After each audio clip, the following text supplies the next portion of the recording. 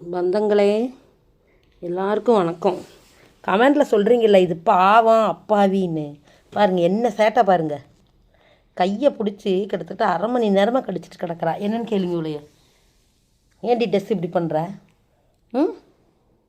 ஏன்டி ட்ரெஸ் இப்படி பண்ணுற? இங்கே பாருங்கள் அவள் கையை பாருங்கள். என் கையை ஏதோ விளையாட்டுக்கு ஜாமான்னு நினச்சிட்டு கடிச்சிட்ருக்கிறா. கையை இப்படி வேண்டான்னு நான் கையை எடுத்தா பண்ணுற சேட்டை பாருங்கள். அடுத்தது பாருங்க என் காலு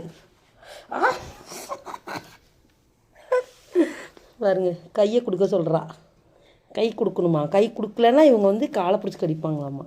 பாருங்க இந்த பிள்ளைய பார்த்து நல்ல பிள்ளைன்னு சொல்கிறீங்க. இது சரியான சேட்டை பிடிச்ச பிள்ளைங்க. பயங்கர சேட்டை பிடிச்ச பிள்ளை.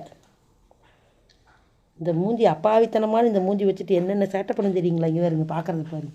வீடியோ எடுக்கிறேன்னு பார்க்குறது பாரு.